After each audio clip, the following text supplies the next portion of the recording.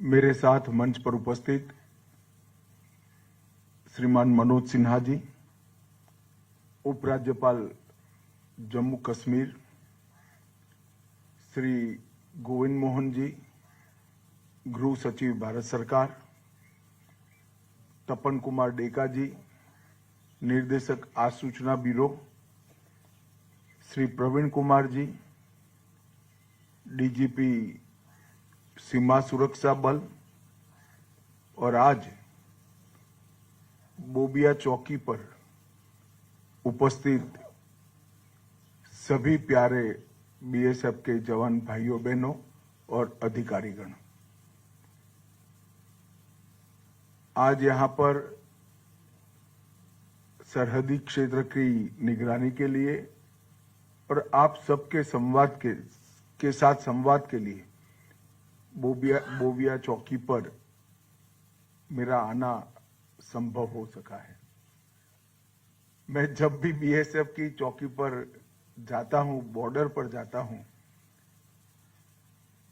चाहे कच्छ का रेगिस्तान हो, चाहे राजस्थान का रेगिस्तान हो, चाहे जम्मू कश्मीर का क्षेत्र हो, हमेशा आप सभी से कर्तव्य बोध और कर्तव्य निर्वहन दोनों गुणों को सीख कर वापिस जाता हूं कि अपने मन के अंदर लगन के साथ कर्तव्य का निर्वहन कैसे करते हैं, इसका सबसे उत्कृष्ट उदाहरण सभी सेवाओं में अगर कोई है तो बीएसएफ के मेरे जवान हैं जो सीमा पर लगे रहते हैं। और ये भाव 60 साल के आपके पराक्रम युक्त इतिहास के कारण देश भर के जनता के अंदर भी आप सृजित कर पाए हैं। शायद आपका इतना संपर्क नहीं आता होगा, परंतु आज जब मैं बोबिया चौकी कठुआ पर आया हूं और कुछ सोशल मीडिया में मैं पोस्ट करूंगा, इसके नीचे की कमेंट्स आप जरूर पढ़ना। इसके नीचे की कमेंट देश के गृह मंत्री के लिए एक भी नहीं होती है, सारे के सारी कमेंट्स मेरे सीमा प्रहरियों के लिए होती है, इनकी बहादुरी और त्याग तपस्या के लिए होती है। ये बहुत बड़ी बात है।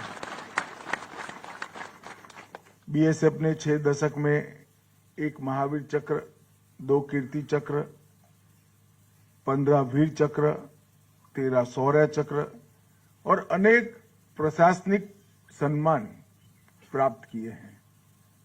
देश की सीमाओं पर जब जब भी अतिक्रमण का भय आया, घुसपैठ का भय आया, बीएसएफ एक अभेद दीवार बनकर सटा रहा, अड़ा रहा और देश को सुरक्षित करने का काम किया है। अभी अभी ऑपरेशन सिंदूर में बीएसएफ के शौर्य और वीरता एक प्रकार से 6 दशक के इतिहास में स्वर्णिम अध्याय बनकर रहा है।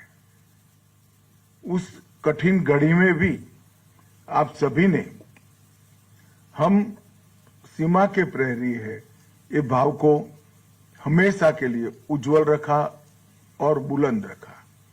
118 पोस्ट और 3 आतंकी launch pad Jammu Kashmir frontier ने ध्वस्त किए और इसके लिए सब इंस्पेक्टर मोहम्मद इम्तियाज अहमद और सिपाही दीपक चिंगखाम, उनको सर्वोच्च बलिदान के लिए वीर चक्र से भी सम्मानित किया गया है। हम सब के लिए ये बहुत गर्व का विषय है। 16 गैलेंट्री मेडल और अनेक प्रशंसा पत्र इसी दौरान हमें प्राप्त हुए। जैसे आप सभी लोग यहीं सीमा पर तैनात हैं, देश के अंदरूनी हिस्सों में भी, चाहे मणिपुर का दुर्गम क्षेत्र हो, नॉर्थ ईस्ट के कुछ क्षेत्र हो, या विशेष कर ओडिशा और छत्तीसगढ़ के लाल आतंक से पीड़ित माओवादी क्षेत्र हो, बीएसएफ को जहां जहां लगाया आपने अपने वीरता के परचम वहां पर भी गाड़े हैं और प्राकृतिक आपदा के वक्त भी पंजाब में बीएसएफ ने जो मानवता का प्रदर्शन किया और जनता के प्रति संवेदना का प्रदर्शन किया, मुझे जब पंजाब के मुख्यमंत्री मिलने आए थे तब उन्होंने स्वयं, वैसे वो हमारे दल से आते नहीं हैं, फिर भी उन्होंने कहा था कि बीएसएफ न होता तो हम सब की बहुत दिक्कतें बढ़ने वाली थी। ये बाढ़ में बीएसएफ ने पंजाब के नागरिकों की बहुत सेवा की है, बहुत मदद की है। हम सबका एक साझा दायित्व है कि सीमाओं को चौक चौबंद और सुरक्षित रखना। 60 साल पहले की सीमा की हमारी चुनौतियां और आज की चुनौतियां बिल्कुल बदल चुकी हैं। आपके शौर्य, आपकी तत्परता और ड्यूटी पर लगे रहने की लगन तो जरूरी ही है, परंतु चुनौतियां जिस प्रकार से तकनीक से उद्भव हो रही है, इसके तकनीकी समाधान भी हमें ढूंढने हैं। बीएसएफ के 60 वर्षों की गौरवमयी यात्रा के 61वें स्थापना दिन पर जब मैं कार्यक्रम में गया था, तब मैंने कहा है कि बीएसएफ का 61वां वर्ष बीएसएफ के मॉडर्नाइजेशन और बीएसएफ के जवान और उनके परिवारजनों के कल्याण का वर्ष बनाया जाएगा।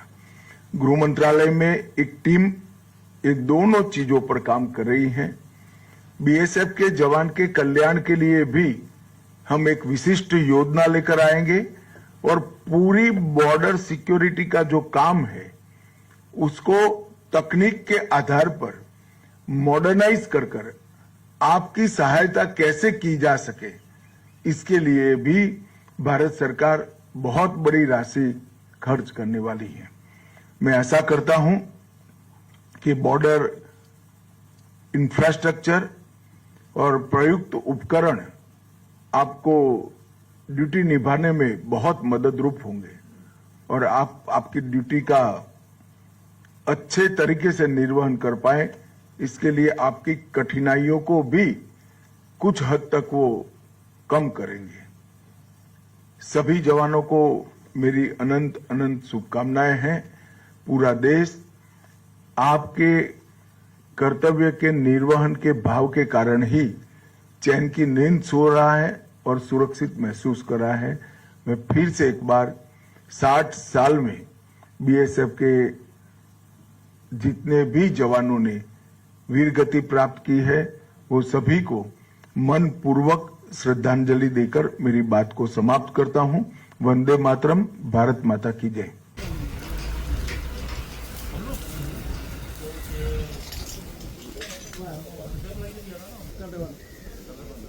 Oh.